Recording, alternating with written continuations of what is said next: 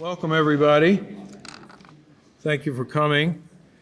I'm Bill Saunders. I'm the director of the program in human rights at the Catholic University of America at the Institute for Human Ecology. I'm a lawyer, human rights lawyer, and I've been involved in law and public policy for about 30 years. As you all know, the IHE brings the riches of the Catholic intellectual tradition to bear on all issues. And you can learn more about our program. You can learn about more at the IHE at the website, as well as about our Master of Arts in Human Rights. The Master of Arts in Human Rights is intentionally from the perspective of the Catholic intellectual tradition, and it's interdisciplinary. For those of you who don't know it, we have courses in philosophy, theology, political theory, law. We bring together some of the great resources here at Catholic University, and also most of them are fellows of the Institute for Human Ecology. And many of my students are here tonight, and some past students are here, so I welcome them back. I do want to mention that a week from tomorrow, at 7 o'clock, we're going to have a webinar. So if you happen to know young people who'd like to get a master's degree, which you can get in 1 year in our program, although we have a part-time option, so if you're working, you can take classes as well. But if you want to get a master's in 1 year, that's what the program was really designed for. We're going to have an info session at 7 o'clock on November the 2nd, and it will be myself and Professor Elizabeth Kirk from the law school talking about the program and answering any questions people have. So you'll be getting some emails about it from the IHE, and I hope you'll spread the word. I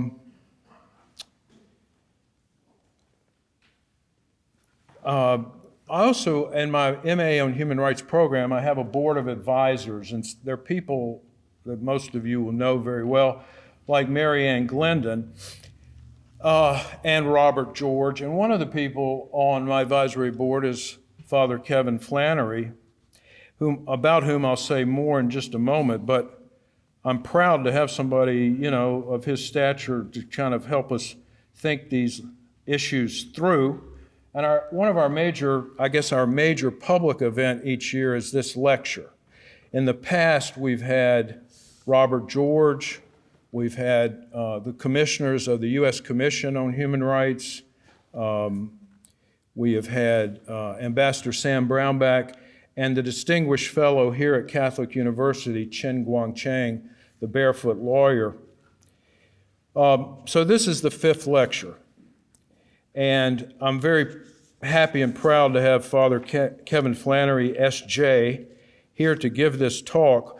When he finishes, we'll do question and answers, and then there's a reception. Also, I'm sure pretty soon we'll have this up on our website, and it can be shared with others. Kevin Flannery received his PhD in philosophy from the University of Oxford. He is both the vice president and the past vice president and the past president of the American Catholic Philosophical Association. He is currently emeritus professor in the Faculty of Philosophy at the Pontifical Gregorian University. And he is also, beginning this year, the Ralph McInerney Distinguished Research Fellow in the Jacques Maritain Center at the University of Notre Dame. He has written 5 or 6 books, most of whom are published by Catholic University Press, and there's one of them out there on the table, if you saw it maybe at the other entrance. He is also the editor of a forthcoming volume entitled Faith Once for All Delivered, Tradition and Doctrinal Authority in the Catholic Church. Tonight, he will speak to us about human rights. Should conscience be your guide? Father.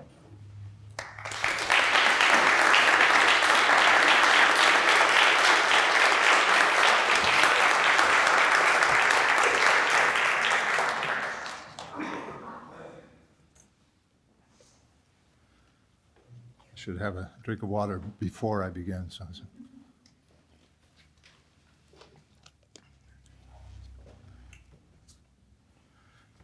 Thanks, Bill, for that kind introduction. Dr. Saunders kind of mentioned a title, and actually I've been going back and forth on exactly what the title to this talk should be, but it's now, so I'll read you, what it is now. It's Objective Human Rights, Conscience, and Theory, Learning from Thomas More and Thomas Aquinas. So as we'll see, that the idea of theory is an important one. So I would like to speak to you this evening about the primacy of objective human rights within a tradition, that is the Christian tradition, that recognizes also conscience. But before getting into the thick of things, and these things do get thick, allow me to explain what I mean by objective human rights. In using this phrase, I am excluding many things that today are spoken of as human rights, and even sometimes as inviolable human rights. Take, for instance, the so-called right to abortion, or more euphemistically, the right to choose, or even more euphemistically, the right to reproductive health. A human right, as understood within the Christian tradition, is something that actually exists objectively in the world of our dealing with others. Obviously, a human rights objectivity is different from the objectivity, for instance, of this podium.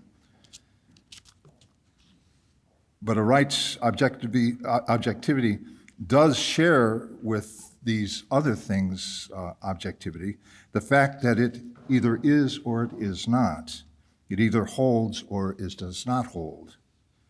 If I say that this podium exists and immediately afterwards everything physical remains the same, yet it does not exist, I violate the principle of non-contradiction. It simply cannot be the case, objectively, that at the same time this podium exists and does not exist. Now, when I say that a human right has objectivity, I mean that it exists, that is, or it exists as a human right. Unlike a podium to which we could take an axe and subsequently say that it does not exist, a human right does not cease to exist as long as human nature continues to exist. Moreover, and most importantly, a genuine human right cannot be in contradiction with another human right. That follows also from the principle of non-contradiction. If two supposed human rights are in contradiction, either one of them does not exist or neither of them exists. They cannot both exist since reality is not contradictory. Now, according to Christian tradition, a human right is not an invention of the human mind. It is integral to human nature as such. In what follows, I will speak more extensively about how we come to know what rights are integral to human nature. But for the moment, I will simply state that among the genuine human rights, there exists the right not to be murdered. The alleged right to abortion contradicts the right not to be murdered. It cannot, therefore, exist. It is not real. Of course, some abortion advocates argue that embryos and fetuses are not yet human beings, and so killing them does not constitute murder. But this thesis itself contradicts reality. And I can't go into that matter right now, but I recommend very highly the work of Dr. Maureen Kondik, and if anyone needs the references, she's readily available online, and she's very good. Another supposed human right that cannot exist, or at least cannot exist as frequently understood, is the right not to be subject to discrimination because of sexual orientation. This supposed right is incompatible with the human right to practice one's religion, provided that such practice does not involve acts truly inconsistent with well-being. The administrator of a Christian school is acting in accordance with Christian principles, not to mention moral principles, simply speaking, when he or she terminates the employment of someone who comes out as homosexual, and in this way as favoring and practicing that lifestyle. Given the reality of the human right to practice one's religion in the proper manner, the supposed right not to be subject to discrimination in any context because of sexual orientation or display of that orientation cannot be a genuine human right. The human right with which it is incompatible exists in objective reality. So my talk this evening will develop in three stages. The first has to do with conscience as understood by St. Thomas More. As I have been suggesting, a worrisome phenomenon in contemporary society is the way in which supposed rights are understood as simply immune to criticisms. That is, criticisms that they are incompatible with other rights. It's simply considered not a question. One feels in conscience that one has a right to this or that, and that is all that need be said. A right thus becomes simply what this side is fighting for, so that the other side might lose. I shall be arguing that such an approach or such an attitude is incompatible with the Christian tradition as understood by Thomas More. I might add that in speaking of the Christian tradition, in no way do I mean to exclude a pair of very important pagans, if I might use that term, Plato and more prominently in what I shall be saying, Aristotle. The thought of these two pillars of Western philosophy has entered into the Christian intellectual tradition in such a profound way that it is difficult to understand that tradition without understanding them. This will become more important in the second stage of my argument this evening, which has to do with the concept synderesis, that for centuries was more prominent in Christian and Catholic thought than it is today. I believe that returning synderesis, in particular as elucidated by Thomas Aquinas, drawing upon Aristotle, to its previous prominent place, would be beneficial for all concerned. Finally, in the third stage of my argument, I shall say a few words about the way in which synderesis, although attaching to the intellect and containing only the most basic moral principles and precepts, radiates outward and so informs systems of justice as well as theories about justice. So I talk now about Thomas More. In one scene in Robert Bolt's play, A Man for All Seasons, the character, Thomas More, is in conversation with Thomas Howard, the Duke of Norfolk, the then head of a prominent Catholic family, but also a close ally of Henry VIII. They are discussing the king's dispute with Pope Clement VII regarding the validity of Henry's marriage to Catherine of Aragon. Our king, Norfolk, says More, has declared war on the Pope because the Pope will not declare that our queen is not his wife. Norfolk remarks, all right, we're at war with the Pope. The Pope's a prince, isn't he? He is, says More. And a bad one, asks Norfolk. Bad enough, responds More. But the theory is that he's also the vicar of God, the descendant of St. Peter, our only link with Christ. Norfolk goes on to ask, you'll forfeit all you've got, which includes the respect of your country, for a theory? At this point, More, that is to say the character created by Robert Bolt, makes a remark that says more about the mindset of the playwright than about the historical Thomas More. More, the character, hesitates, remarking that, yes, it is a theory, and I quote, you can't see it, can't touch it, it's a theory. But what matters to me is not whether it is true or not, but that I believe it to be true. Or rather, not that I believe it, but rather that I believe it. That's the end of the quote from the play. Bolt is suggesting here that More, like Norfolk, harbors doubts about the functioning of human reason, that is, theory. You can't see or touch a theory. The theory that the Pope is right about the marriage is therefore as fallible as any theory. But, Boltzmore goes on, if our efforts to come to grips with moral reality are inescapably indecisive, the same cannot be said of one's personal conscience.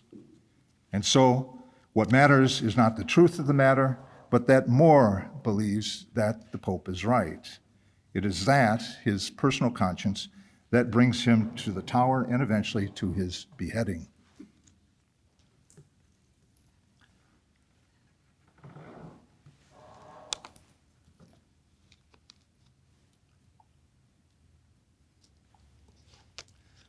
Now, this depiction of Thomas More's mind itself does not correspond to reality. On April 13th, 1534, More was interrogated by the king's commissioners regarding his refusal to take the oath connected to the act of succession of the same year, which spoke, among other things, of Anne Boleyn as the king's, and I quote, entirely beloved lawful wife. Our knowledge of this interrogation is quite reliable and precise, for a few days after it occurred, and while he was imprisoned in the Tower of London, More wrote a letter to his daughter, Margaret Roper, in which he describes the interrogation in great detail. More tells his daughter that during the interrogation, he refused to condemn the conscience of any other man who had taken the oath. Picking up on this, one of the commissioners, that is the Archbishop of Canterbury, Thomas Cranmer, intervened, and he argued that More's not condemning the conscience of others showed that he, that is More, was uncertain about the matter. In his letter, More then quotes Cranmer, and this is the quote, "But then you, More, know for a certainty that a thing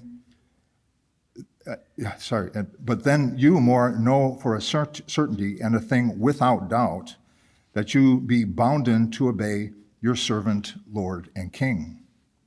And therefore are ye bounden to leave off the doubts of your unsure conscience in refusing the oath, and take the sure way in obeying your prince." End of quotation. More reports, this is in the letter to his daughter, that he was taken aback by this argument. It's very interesting. It's quite clear that Bolt knew all this details in the various letters, and yet his spin on the ideas of More are quite different. But anyhow, More says in the letter that he was taken aback by this argument, but he responds to Cranmer not as in A Man for All Seasons, that is, with an appeal to personal conscience, but he says rather, and I quote, "In my conscience, the truth seemed on the other side, the side other than the side of those who had taken the oath. I had not informed my conscience," writes More, "neither suddenly nor slightly, but by long leisure and diligent search for the matter." End of quotation. It is apparent, therefore, that the historical Thomas More did not harbor the doubts that Robert Bolt attributes to him regarding theory or human reason. According to the tradition from which More drew consistently, conscience is reason, as exercised in the moral sphere. Reason, qua conscience, develops theories which are either erring or correct. More maintains that his theory, carefully and conscientiously developed, was objectively correct. During the interrogation, More also makes it apparent to Cranmer that the basis of his refusal to take the oath was not just personal reasoning regarding the matter. Cranmer, as we have seen, interpreted More's declining to judge the conscience of others as indication that More was uncertain about the matter.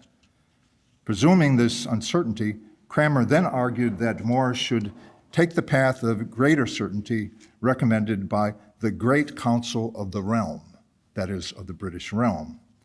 Cranmer, in fact, was referring to a consultation of British scholars in which he was involved, the compiled results of which supported the king's position. More acknowledges that in questions regarding which the doctors of the church stand in great doubt, a command of the king does provide us, and I quote, a ready way to avoid all perplexities. In such circumstances, we should accede to the king's authority. But such was not the case with respect to the oath. More writes as follows: "To that I answered that if there were no more but myself upon my side, and the whole Parliament upon the other, I would be sore afraid to lean to mine own mind only against so many. But on the other side, if it so be that in some things for which I refuse the oath, I have, as I think I have, upon my part, as great a counsel and a greater too, I am not then bounden to change my conscience and conform it to the counsel of one realm against the general counsel of Christendom." It's a long quote, but it's very important. More's long leisure and diligent search for the matter had revealed to him that the great council of the British realm invoked by Cranmer was simply wrong. Recall what Robert Bolt puts into More's mouth immediately after attributing to him doubts about mere theory. And he's quoted, he says in the play, "But what matters to me is not whether it is true or not, but that I believe it to be true. Or rather, not that I believe it, but that I believe it." In fact, as this letter to his daughter shows, what mattered to More was that through careful study, he had come to see that the great council of Christendom was right and the council of the realm was wrong. Now, there's some reason to believe that at the back of More's mind, while considering conscience, was Thomas Aquinas, and in particular, the pair of articles in the Summa Theologiae in which he discusses conscience, which for him is hardly distinguishable from reason. In the first of the two articles, this is Prima Secundae 19.5, Thomas argues that even an erring conscience binds, conscientia errans obligat. His argument concludes with the statement that any will that is discordant with reason, whether reason is right or wrong, is always evil. In other words, Thomas Aquinas argues that one should always follow one's conscience, whether or not it is right. In the second article, that is Prima Secundae 19.6, it also becomes apparent that for Thomas, if a person's erring conscience is neither voluntary nor the result of negligence, following it is not sinful. This is consistent with More's attitude throughout his interrogation before the king's commissioners and during his trial. During the former, for instance, he states that his purpose in not taking the oath, and I quote, was not to put at fault either in the act or any man that made it, or in the oath or any man that swore it, nor to condemn the conscience of any other man. But however, now we come to the second article by Thomas Aquinas. And in that, of the second article on conscience, Thomas also says that when reason's error is culpable, that is to say, when it's voluntary or the result of negligence, the will that follows this reasoning is evil. An objection argues that if this be the case, then, and I quote, such a man will be perplexed, since he will sin of necessity, unquote. In other words, he is obliged morally to follow his erroneous conscience, and yet doing so is sinful. And Thomas responds, his response to that objection is that no, such a man is not perplexed, since he can always get rid of his error. It is notable, and I would argue telling, that, as we have seen, when speaking of the way in which legitimate authority enables us to resolve a doubt, More, not unlike Thomas, uses the word perplexity. As he explains to Cranmer, any perplexities regarding the oath were to be resolved by getting rid of error, by turning not to the council of the British realm, but to the general council of Christendom.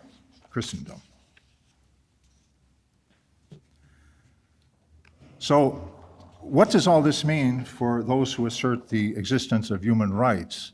That is, the rights mentioned earlier, the right to not to be murdered, and the right to apply in hiring co-workers criteria specified by one's religion. How ought these individuals deal with those who, how ought we deal with those who speak of rights that contradicts these genuinely human rights? If they are to follow the example of Thomas More, they will strive, first of all, not to make judgments about the consciences of those who oppose them, but they will also explain why, and even argue strenuously that the reasoning of those asserting the contradictory rights is erroneous.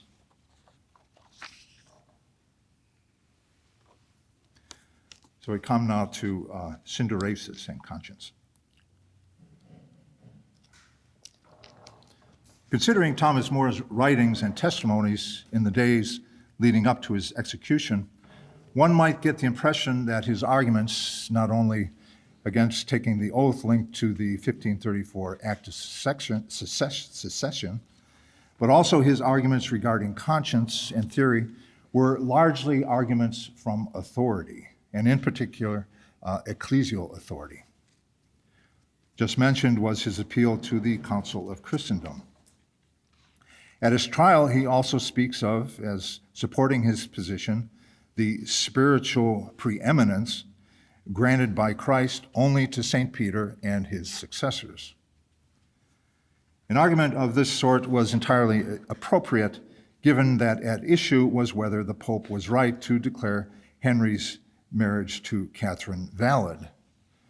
But available within the Christian tradition was also a theory regarding conscience and right, which was not so bound up with ecclesial authority. The theory was part, rather, of a centuries-long tradition of reflection that had identified within human nature itself the basis of conscience, that is, synderesis.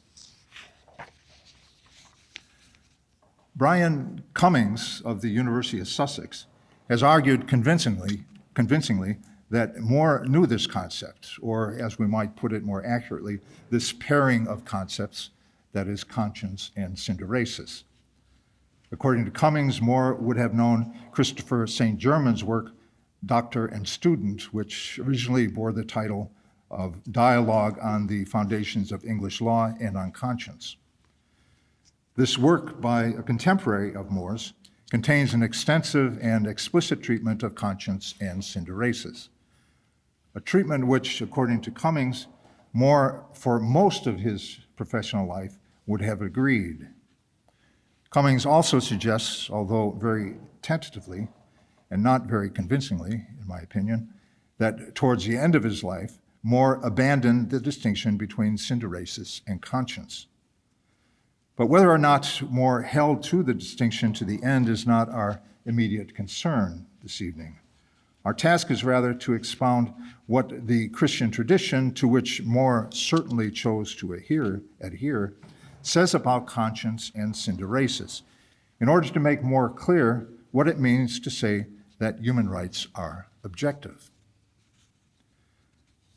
The Latin word synderesis is a transliteration of the Greek word synderesis, the basic meaning of which is preservation or safekeeping. It refers to something, and I shall be more specific a bit later, something in the soul wherein are preserved or kept safe the basic principles of the moral life. According to Thomas Aquinas, practical reason itself would be drawn out from these principles that are in synderesis and which are known per se. They include the principles, and I quote, that evil is not to be done, that the precepts of God are to be obeyed, and so forth. Those are the words of Thomas Aquinas. The first principle, as expressed, that is, evil is to be done, is a shorthand reference to what Thomas articulates more fully elsewhere as the principle that good is to be done and pursued, and evil to be avoided. As he explains in that place, this is the manifestation in the practical life of the principle of non-contradiction. It is what ensures that contradictory rights claims cannot both be true. Good and evil are opposites, contradictory. If, as we presume, respecting innocent life is good, then not respecting innocent life is evil. They cannot both be true. It cannot be true, for instance, that innocent Joshua has a right not to be killed, and that I have a right to kill innocent Joshua. A couple of objections might be raised at this point. One is fairly obvious and also fairly straightforwardly dealt with. Someone might argue that, like More's arguments during his trial, Aquinas' argument, as just quoted, is an argument from ecclesial authority, since he appeals to a precept of God. In confronting this objection, it might be pointed out in the first place that Thomas takes the principle of non-contradiction, also mentioned in synderesis, and its practical equivalent, not from the Christian tradition, but from Aristotle, Book 4 of the Metaphysics, as we all know. But even Thomas's talk of the precepts of God is not necessarily an argument from ecclesial or even theological authority. What is argumentatively essential to Aquinas' position is not his mention of the precepts of God, but the idea that all these things, all the things that he mentions, are contained in synderesis, which is part of human nature. Moreover, even the precepts of God can be defended non-theologically. Do not murder is a precept of God, but also a per se known precept of the natural law, according to Thomas. Few of those who deny that God exists would also deny that human nature exists, and that what characterizes human nature is reason. Of course, an atheist who recognizes that human rational nature exists could still argue that it does not contain a prohibition of murder, but that would be a hard theory to defend. From what other source does that very common insight that murder is evil arrive, if not from rational nature? An answer to the second objection is more complicated, since it requires delving into the history of Christian thought, most of it philosophical thought, about synderesis and conscience. The objection would be this: you have been arguing that human rights are objective, and yet the basis of your argument is the concept of synderesis, which, as you maintain, as you admit, exists in the individual soul. So isn't synderesis therefore primarily subjective? So let us delve a bit into the history. The word synderesis, in its Greek form, appears as early as the 2nd century BC Septuagint translation of the book of Sirach, or Ecclesiasticus, although most of its subsequent uses are by Christian authors. This is not to say, however, that the thing to which the word refers was not recognized before that and by authors outside the Judeo-Christian culture, such as Aristotle. The earliest detailed discussion of synderesis by a Christian author comes in St. Jerome's early 5th century commentary on the book of Ezekiel. There, Jerome relates that Certain unnamed scholars had used a passage in Plato's Republic in their exegesis of Ezekiel's vision of the four animals of human form, which, says Ezekiel, sparkled like the appearance of glowing brass.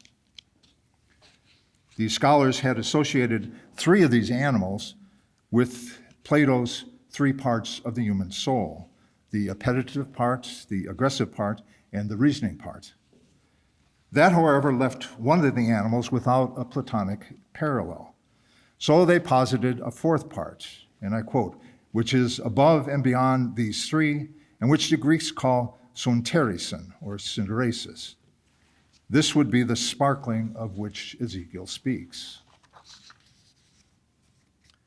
Jerome calls this fourth part, that is synderesis, scintilla conscientiae, the spark of conscience, thereby making a distinction between it, the spark, and conscience itself. This spark, synderesis, which is infallibly oriented toward the good, is part of human nature. It was not extinguished even in Cain after his expulsion from paradise. It continued to be in frequent tension with his conscience, indicating to him when he was reasoning in a way inconsistent with the genuine ethical principles in his synderesis, in his soul. As Thomas Aquinas puts it, it is the job, officium, of synderesis to murmur against the bad and incline towards the good. Since synderesis is an essential part of human nature, this murmuring will occur in a person who advances a false theory about a supposed right, whether that person advances the theory culpably or non-culpably. This linking and juxtaposition of synderesis and theory might appear to diverge from Jerome's and others' linking and the juxtaposition of synderesis and conscience. Conscience is personal, is it not? And theory is what academics come up with. One needs to bear in mind, however, that in the Latin of Jerome's time, and as I've mentioned previously, and for centuries afterwards, the word conscientia just means knowledge, although knowledge that might be wrong. And here Thomas Aquinas is his usual subtle self, and he says, well, it's knowledge secundum quid in a certain sense. And I think, a possible but rather awkward modern English translation of the word conscientia, to the Latin word, might be systematic thought or even ideology, if that word ideology didn't have such negative connotations. And then, in other words, Thomas More was speaking sensibly when he associated conscience with theory. One's theory, one's conscientia, one's systematic thought might be erring or correct, but synderesis can never err. A correct theory, a theory that is consistent with the principles of synderesis, will be wary of and react appropriately to any murmuring that occurs as the theory is being developed. None of this is to say, however, that any bad idea will generate a murmur. Synderesis's radiating is evident in the murmuring felt and intermittently suppressed by those propounding certain ideas and performing certain actions incompatible with synderesis. Sometimes the murmuring will turn into a desire or a constant wish to eliminate not the opposition within that is in the soul, but rather the opponent without, that is within the political and the personal sphere.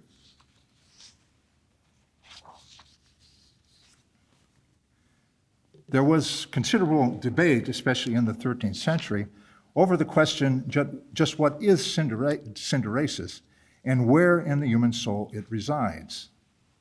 Some maintain that it was a power, in Latin a potentia, of either the will or the intellect. Others maintained, more reasonably, that it was not a power, but a having.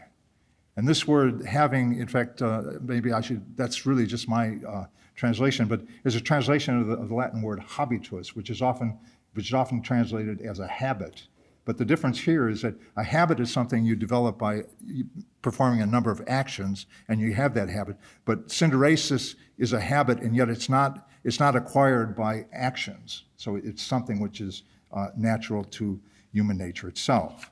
We simply have it. And so, as I've said, some authors maintain quite reasonably that synderesis was not a power, but a having. Associating synderesis strictly with the will is to conceive of it as something solely subjective. 1 second.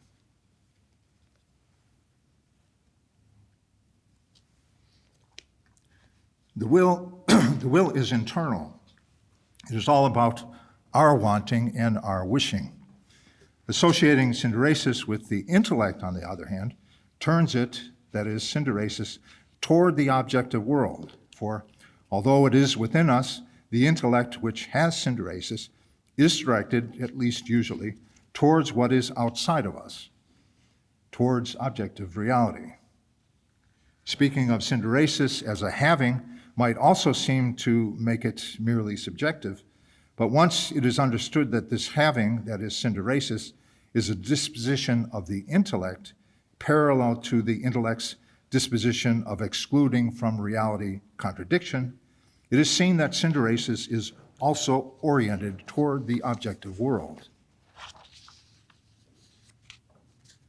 The theory that won the day in Catholic thought was that of Thomas Aquinas.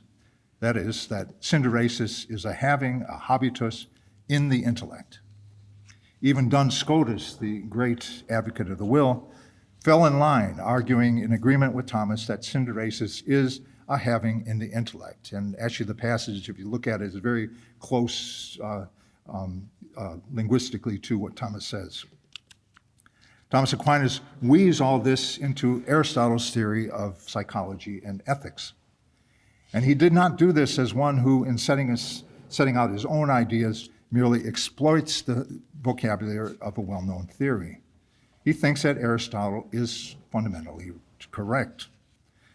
And so Thomas speaks of synderesis as inscribed upon the tabula rasa, that is, the blank slate, of Aristotle's potential intellect. Inscribed upon that slate is also the principle of non-contradiction. The slate being blank until it has its first encounter with being, with any being. At that point, it knows, that is, the intellect knows that being excludes not being. Similarly, in the practical sphere, the blank slate does not have the most basic principles of synderesis until it experiences something good, that is, objectively good, at which point it knows that good is to be pursued and its opposite, evil, to be avoided. Thus, the intellect, although in a sense subjective, is incomplete as what it is and what it is for until making this connection with the objective world. So I come to the third and final part. As we have seen, for the tradition that embraced the idea of synderesis as the basis of conscience, inscribed into the human intellect are only the most basic principles of practical reason. In one place, as we have seen, Thomas Aquinas says rather vaguely that synderesis includes the principles that evil is not to be done and that the precepts of God are to be obeyed, and so forth. In another place, he speaks more specifically of the commandments, honor your father and mother, you shall not murder, and you shall not steal, which he says are known immediately and per se by natural reason, by which he means synderesis. These precepts can be understood as recognizing human rights, such as the right not to be murdered, and the right to retain one's private property. But what about rights located farther out from synderesis, such as the more particular right to terminate the employment of teachers whose lifestyle is incompatible with the teachings of one's religion? Such rights can be said to be embraced by synderesis, since synderesis, as we have already seen, is by nature pointed outwards. The potential intellect, which ultimately has synderesis, wants to perform its proper function, which it can do only once it is presented with something outside of itself, an object, recognized, if only very primitively, as good. This natural tendency is not blocked, as if by a wall, from proceeding beyond its grasp of the most basic principles. It continues to radiate outward toward other objects and situations more distant. A child, as he or she becomes an adolescent and then an adult, enters progressively more deeply into the moral universe, and so into questions about what one ought to do and ought not to do. A similar thing can be said of a polity. As it matures, the issues become more complicated. The collective synderesis of lawmakers, whether they be kings, oligarchs, or senators, attempts to make sense of the moral universe over which it presides, and so legal systems appear. In a just system, reasonable ways of proceeding are made obligatory as are duties and rights, all of which can be described as objective, although having their basis within persons. Thomas Aquinas follows Aristotle in maintaining that, unlike the other moral virtues, such as courage and temperance, which, as he explains, perfect the man solely in those things that are befitting to him in relation to himself. So that's the other virtues. On the other hand, justice is about things outside the self, says Aristotle.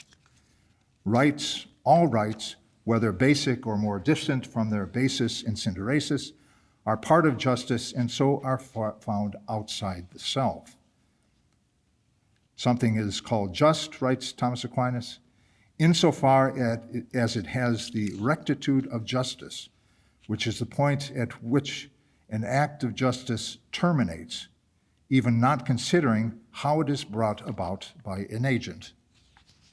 So it's completely objective. The fact that all thought about what ought or ought not to be done issues from individual souls entails that all theories, such as that to which Thomas More devoted long leisure and diligent search, are matters of conscience. Following both Thomas More and Thomas Aquinas, we can say that conscience just is theory, such as could, but hopefully does not, go astray of the fundamental principles contained in synderesis, including especially the practical version of the principle of non-contradiction. Influenced, no doubt, by contemporary rights discourse in which people are unconcerned that an asserted right contradicts another asserted right, we all tend to think of the action of conscience as momentary, that is, in the moment, what a person feels about an action he has just performed or is about to perform. An abortionist, for instance, might feel perfectly confident of the moral uprightness of what he has done or what he intends to do. But such momentary feelings are unreliable as indicators of whether one's conscience is correct or erroneous. As both More and Aquinas maintain, conscience has much more to do with one's considered judgments, one's conscientia, one's systematic thought about what is objectively just and what is not. A confident and convinced person could be confident and convinced of an erroneous theory that he has preferred for self-interested reasons, or he could be confident and convinced of a theory he ought to have studied more carefully while adhering to sound methods of reasoning. And so I conclude. The question we have been considering has had to do with the person who comes to us within either a personal or a political context, asserting that he or she is in possession of a human right that cannot be a human right, either because it contradicts what we know is a human right or because it is incompatible with sound moral theory. He may speak of what his conscience is telling him at that moment, how he feels about the matter. When challenged, he may even echo Robert Bolt's Thomas More by saying, "What matters is that I, in conscience, believe it." Our response must be, "But no, that is not your conscience. Your conscience is the erroneous theory that causes you to assert that you are in possession of the supposed right. You may have come to believe that theory non-culpably, or you may have come to believe it voluntarily in order to have something that otherwise you might not have, for instance, or you may have acquired it through negligence.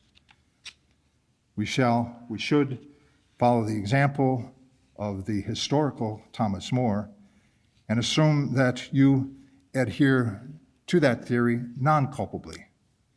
But that does not mean that we shall not present to you the theory that informs our conscience. We adhere to it not because it is our theory. We have arrived at it by way of long leisure and diligent search conducted by such figures as Saints Jerome, Thomas Aquinas, and Thomas More. In other words, we have on our side the general counsel of all Christendom. Thank you.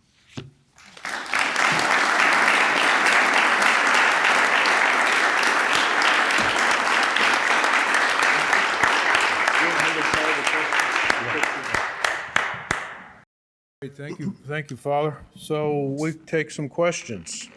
Yeah. Wait, I think do we have microphones or not? Okay, yeah. Thank you so much for your talk, really enlightening. So at the beginning you said two human rights can't be in conflict with each other because objective reality is not contradictory. And you said the supposed right to not be discriminated against based on your sexual orientation doesn't exist because it conflicts with the real right to religious freedom. So this kind of reminded me of a statement, a very provocative statement Pope Francis made at the beginning of his papacy. He said, the Catholic Church has become obsessed with abortion, homosexuality, and contraception, and then also gender identity, sexual orientation, all of that. And so I think what he was trying to do was distance himself from those teachings, and in a way, I think what he was implying was that those teachings aren't central to the faith. So my question to you is, to bring this back here, why is discrimination against people based on their sexual orientation, why does that constitute religious freedom if those values aren't actually central to the faith? Could you just explain that more? Especially considering that I think what's really central to the faith, I think a lot of people would agree with this, is accepting and expressing God's love for us.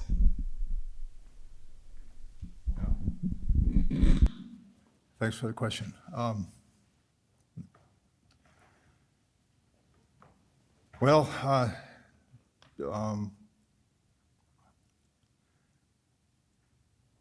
think that that God's love for us, is much connected with his having created human beings and created our nature as rational beings, and simply to go against that nature is not just kind of an optional idea in among kind of proposed by moralists throughout the centuries, but it's really very essential. And so I did, obviously I did use the example of abortion. Also, I mentioned stealing and also the kind of religious freedom, which actually Francis is quite keen on. That is religious freedom, and.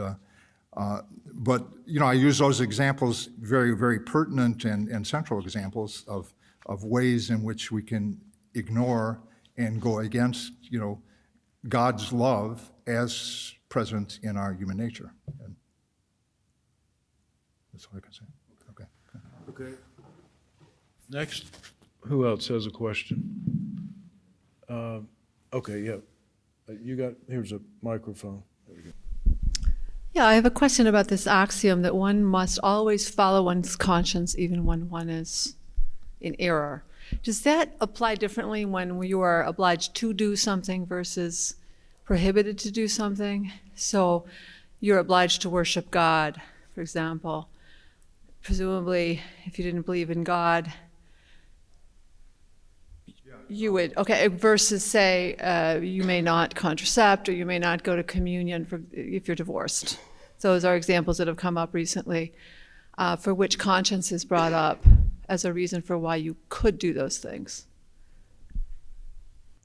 If I understand, the question, even, again, the precept, that I referred to is in Thomas Aquinas, and he certainly makes a distinction between, positive obligations and negative obligations. And usually, I mean, it's not absolutely always the case, but usually, kind of the absolute prohibitions are negative prohibitions, and therefore, things, and even according to Thomas Aquinas, so there, certain positive obligations given certain situations, are not obligatory, absolutely obligatory. So, but for murder is always to be excluded. Actually, and that particular example, also the absolute prohibition of adultery, for instance, all these occur in Aristotle. So he gets, it's not just kind of Thomas Aquinas, kind of Christian moral theory. So, okay. Yeah, okay. This gal here, yeah. Thank you for your talk, Father. I have a question about what is synderesis exactly. And you described it as a disposition of the intellect, almost like an infused habit, something that every person simply has. And that it doesn't really emerge until it is confronted with a particular thing, like in Aristotle. And so I'm wondering if synderesis only really happens in particulars, in certain experiences, or if it is a kind of universal knowledge of the good. Like, is it something where you'll know something is good, only insofar as you encounter it, like I know it when I see it, or is it something that gives each person this access to the definition of universal good? Yeah, that's a good question. Yeah. Just a brief comment on the first thing you said. It's kind of like an infused virtue, but you want to avoid that because at least that phrase is usually referred to used when you're referring to theological virtues which are infused by God's grace. So this is something which is not immediately dependent on supernatural grace, but rather it has to do with human nature. And but yeah, it is, and yeah, maybe that's kind of an irony or paradox. But what I'm saying, I'm just kind of repeating, but I think it's right. Is what Aristotle says about, in fact, when he's talking about the principle of non-contradiction, and kind of the idea that being excludes not being. You're not going to have that until you actually encounter some being, and that's the idea of the this the blank slate. So and that again, as I was arguing, that ensures that what we're talking about, that the intellect really is oriented towards things outside the tell. It's not just subjective, and yet you make a good point though. Is that okay? It can be just, and he says, and Aristotle says this is more in Thomas, that you just, as soon as you encounter one being, you have the principle of non-contradiction in a sense, but the principle of non-contradiction is a real universal principle. Yeah. So I'm not sure if that's satisfactory, but okay, something to think about. That. Okay. Yeah, Vincent, just go next. Thank you, Father, for the talk. I have a bit of like an epistemic question. So you talked about like mutterings of, but it seems like in a malformed will, almost by definition, we don't accurately know the good. We can't be properly aware of the good. Otherwise, our will would not be malformed, or our conscience would not be malformed. So how can we tell apart the kind of mutterings of our conscience from the mutterings of the devil? Might be like the best way to describe it. So if we're a malformed person and we can't, how do we know that the mutterings are really the good, so much as something else that will lead us astray? If that makes sense. Yeah, no, it does make sense. Yeah. I'm a Jesuit, and a lot of that has to do, that's kind of retreat work, to actually, kind of, figure out, very carefully, in a reasonable way, what murmurings are, and what St. Ignatius refers to as desolation. What is it, and desolation can, in a sense, be a good thing. That is, it is steering you, in directions that will give you more consolation. And I'm not sure. I'll say something. I'm not sure if it's going to hit exactly what you're asking about, but the murmurings may. One thing. There was one sentence in what I said. The murmurings may actually not occur sometimes, and so in fact, Thomas Aquinas himself talks about. I hope there are not too many Germans in the house, but he talks about Germans who have simply not really grasped the idea of stealing certain things, and it's just kind of blocked, and I think he would, and he does say that. That in that case the murmuring is gone, but that was one of the things I was trying to explain is that the murmurings, they're not just in the moment. They really have to do, sometimes even with kind of society's malformed conscience, and but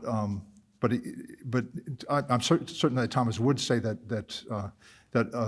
kind of even a society's malforming of its own conscience is going to not sit well with the human natures, but it just becomes part of the society itself, and just like the abortionist who is absolutely convinced that he's doing the right thing. I mean. People, Germans stealing, kind of, Roman horses or something like, would not be concerned with it, and no murmuring. So, okay. We'll come over here. I'll get this side after this guy. Yeah. At the very end of the talk, you spoke of us having the council of all of Christendom, with these thinkers being aligned on, say, this Catholic political and social teaching. But it does seem like the discussion of rights is something which has been more proper to the later period, whereas earlier the thought would focus on moral precepts, focus on the idea of the common good. And many people say that this is a development of that tradition. But I'm wondering, if you're speaking about human rights, do you think that one human right corresponds with each precept of the natural law, which synderesis makes known to us all? Or do you think there's some other kind of relation for producing specifically a human right from the laws? Let me see. The first thing I would say that about the kind of the history of rights. Afterwards, in fact, I've just kind of completed an article which kind of goes into this material more in more detail, and if you want, I can give you the reference, but I think you can write even back into Aristotle, but certainly kind of the Roman legal theories, et cetera, and you're going to hear about jus, which is often translated right or the right, and I think that's the tradition that we're drawing on, and in fact when when in that one passage that I read where Thomas talks about he talks about there's one passage where he's talking about justice and what's the justificatio and that's for him that he doesn't use the word rights, but he's talking about that which is right. Anyhow, that's the one point I'd make. And the other, then you went on to talk about what was the second part? Does one right correspond with one Oh yeah, yeah. No, I mean I think one of the problems with it's not really a problem, but it's one of the facts about reading Thomas Aquinas on synderesis is he is pretty vague, he would just say even that which is in synderesis is as general as saying don't do bad stuff, and so it's very, very general, and it's subsequently kind of in the development of moral theory and also legal theories that you're going to get more specific rights, and or things which are jus and things which are not, and I think as Dr. Saunders and I have been talking a good deal, that it often what is right, what is a right, and what someone has a right to depends on the law, in a particular country. So, so it does depend on the kind of legal system, and so I have a right that no one come at drive on the left side of the road, but you don't have that same right in England, where so things like that. So. Okay, let's go to this side of the room. Vincent? Okay, you got one. Okay. So anybody got a question over here? Okay. Thank you. So how does one respond to a Catholic who says that they can dissent from Catholic teachings that have been definitively held but non-dogmatic, such as maybe teachings around contraception, for example, due to the idea of following their conscience, and they might think that since those teachings are even though they're definitively held by the church as church teaching, they wouldn't be considered as dogmatic or the most central teachings.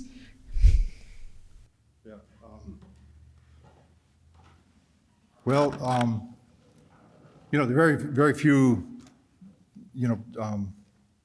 teachings which are have been infallibly proposed by the Holy Father, for instance, and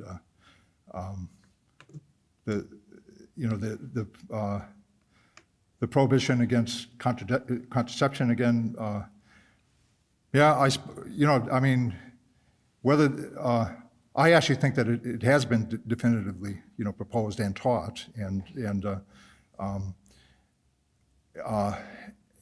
late, I think even, kind of the events of the last, 5-10 years or so, and just the craziness that has come into American culture, but not just American culture, kind of world culture on transgenderism and even in the Catholic Church, about people in the same building where I live, arguing that we have to change Humanae Vitae, et cetera. So I'm just kind of babbling here, but it seems to me that Humanae Vitae was so prophetic because, in fact, it does go right to the heart of what kind of the sexual act is to be, by nature, and that if you hold to that, if you understand, what's taught there, well, then you're going to avoid a lot of these other problems, really, and theories. So I'm not sure if that is satisfactory, but there are people, like friends of Dr. Saunders and myself, John Finnis and Robbie George, also Germain Grisey to some extent. In fact, Germain Grisey, who's not deceased, worked together with a Jesuit by the name of John Ford, and in fact, they both worked on Humanae Vitae itself, and subsequently came out with at least one article arguing that in fact it was infallibly taught, so indefectively taught. So. But that's kind of connected with what I'm saying is that if someone comes to me and says in conscience I think that I ought to be using contraception in my marriage, et cetera, I really don't think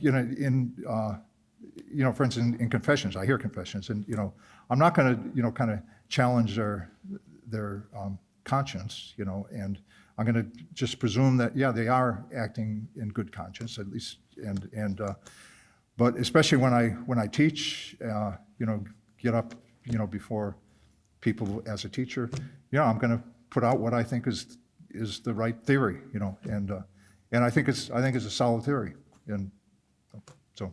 Okay. Anybody else over on this side of the room? Yeah, back there. Yep. Thank you so much for your talk. My question is about religious liberty. I've always been kind of confused about the right to worship because, kind of like what you were pointing out, every right is subject to the principle of non-contradiction.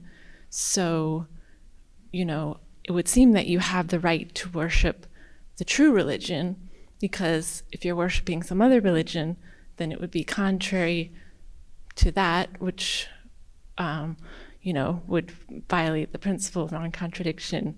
So how is it that two people can have the right to worship different religions if, at the end of the day, they have to contradict each other?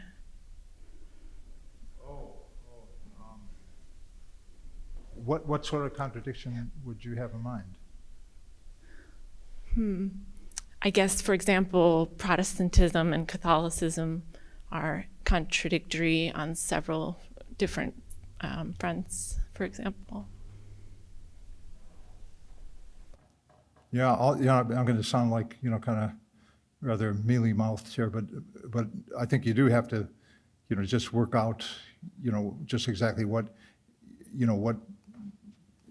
shall be tolerated and what shall not be, but I personally, I don't think there's, like in the United States, I don't think, kind of,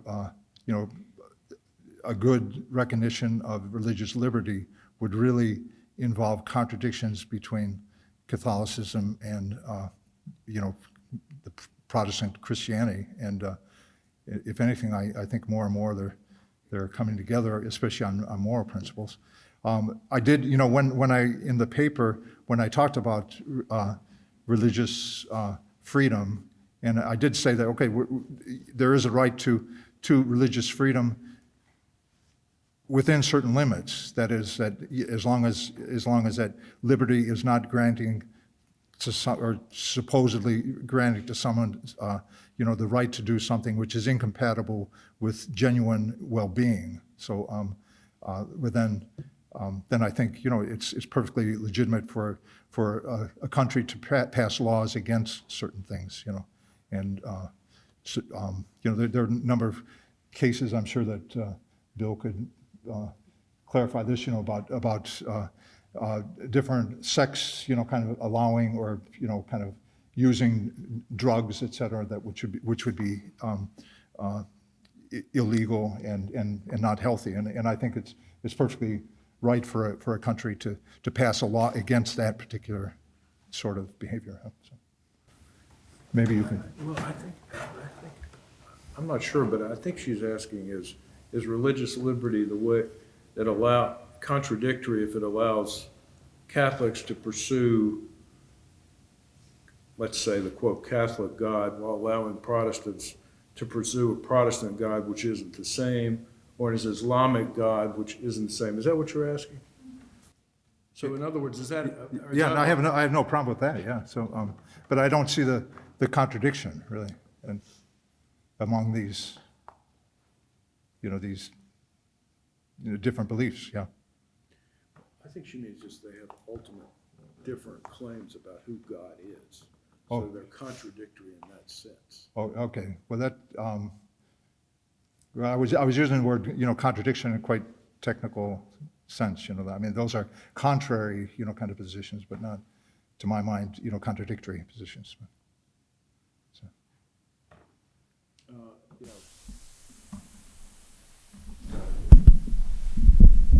know, I've heard some people, excuse me, say that the teachings of conscience by John Henry Newman are different in key respects from those of Aquinas and more. Do you agree with that? Yeah, that's, John Finnis has a good article on that. What is, geez, it's been a while since, at least the one famous letter, Nicholas, what's the letter that, in which he says that, kind of that the Pope cannot kind of step into the political realm and say that you're bound in conscience to do this or not do that. And John Finnis has a good, kind of argument to the effect that no, in fact, sometimes conscience does, in fact, bind in that sort of situation. So,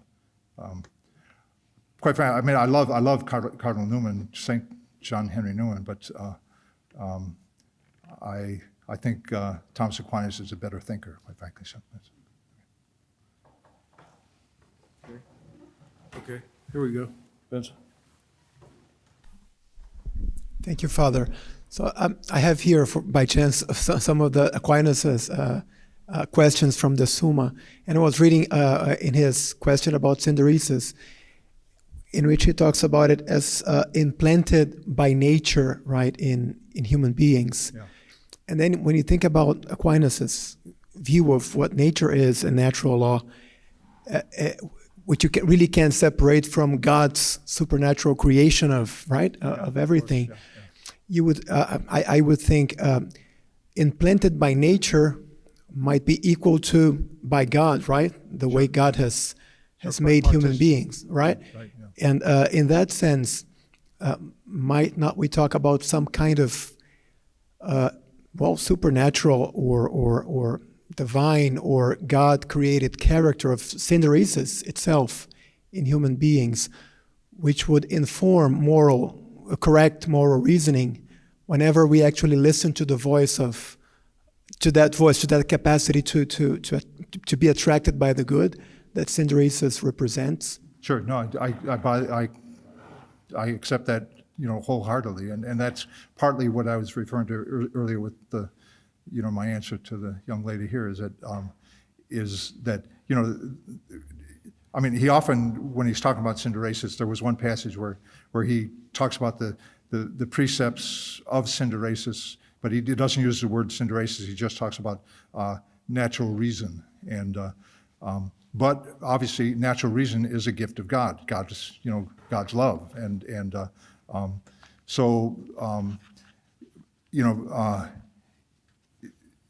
yeah, you can put it all in that context. I suppose what at the one point in the point where I was talking about, whether this is simply an argument from authority, ecclesial authority, et cetera. I mean, you can, although I do think that, the kind of, if you accept that, kind of the precepts of natural law, or the precepts even in synderesis, I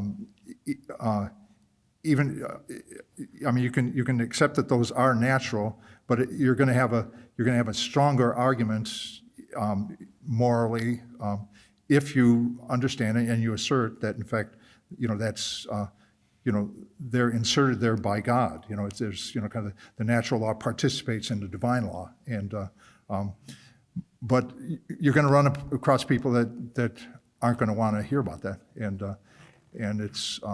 And quite frankly, I think at that point, your argument becomes more difficult and less convincing, although I think that the theory is a valid one, but you're going to be, it's going to be more solid, with people, or if you can actually get agreement on what you're talking about, that this is a participation in divine law. Yeah. So. Newman sentence that conscience is the aboriginal vicar of Christ, right? Isn't it? Wasn't it Newman who said that? Is that Newman? Could be. Conscience as the aboriginal vicar of Christ? I think that's Yeah. Yes. Okay. Okay, anybody? Okay, yeah.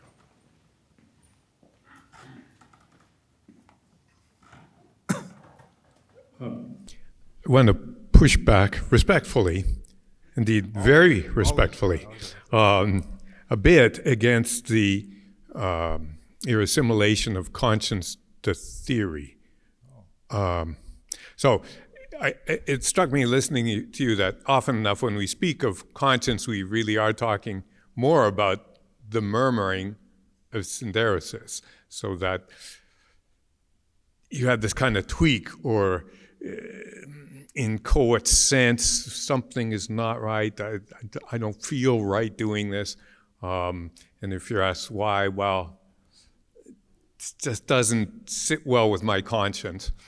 And I don't know whether that's accurately, embodies phenomenologically the distinction between synderesis or conscience, but on the other hand, it does seem to me that there are plenty of people with, say, unformed consciences. Do you really want to say they have a theory? Maybe they have moral commitments. Maybe that's what we're talking about. But a lot of what people insist upon, it's not heavily burdened by anything like having attempted really to think something through.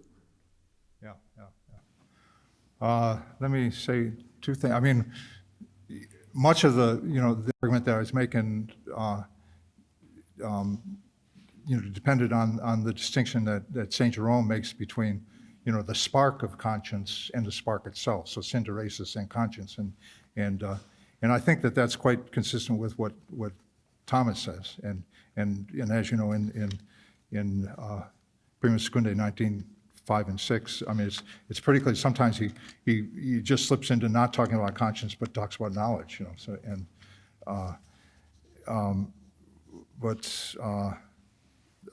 so in the second part of the. Well, how to make sense of a malformed conscience or an unformed conscience. Yeah, I was. Yeah. As the moralism of the present, which isn't terribly theoretical, right? Yeah.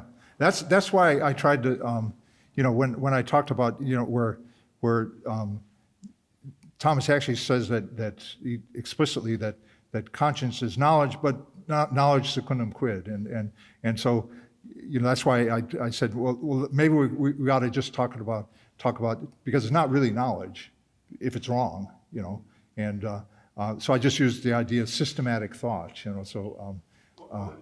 As a friendly amendment, where you accept moral commitment, again, because I don't think an unformed conscience or a malformed conscience doesn't strike me typically as terribly systematic. Indeed, there's the absence of system, or even much thinking. There's a lot of impulsiveness and willfulness in it. So there may be ideology is a better word, though it's traded with all kinds of other things. Yeah, that's what. You say moral commitment. Those I'm morally committed, and these people act that way. Right? Well, John, I accept your respectful suggestions. So, I understand what you're saying. Yeah. Okay. Maybe we'll get one more question, and then we'll have the reception. Where's the one question? In the spirit of more amendments, I wanted to make two suggestions. You can refuse them or not. Back to the question that was over there about God. Thomas asserts that you can prove by reason that God created the world. and created you. So on the basis of that, you can get some of what he wanted out of it, okay? Because that's what it means to be nature, and that's by reason. So that's fine. The other thing, which you came very close to doing, but I think would strengthen your argument, when you use the principle of non-contradiction on being, in question Prima Secundae 94.2, which is everybody quotes, the part that I find almost no one quoting is he says, like being, when it falls into it, the good falls into the practical intellect. And that's a very strange thing. I don't know of anybody else who says that, okay? And if you use that, then the good is everything that you said about being directed outward, whereas the cognition is inward. It's an inward perfection. The perfection of the will is a perfection for you to act in the world and to be attracted by the good. And the good in itself has an objective basis. So the thing you started out with rights are based upon the notion of the good. And then the other thing I think you said correctly, if you use jus, you get right. And right actually is more primary than precept. More primary, because the precepts are developed out of what is understood to be jus. We understand what's right before we understand what are the principles of the right. I think. I mean, yeah, we might have to discuss that one point there. Yeah, so. You don't have to accept that amendment. Okay. But thanks very much. Okay. Okay, thank you, Father Flannery.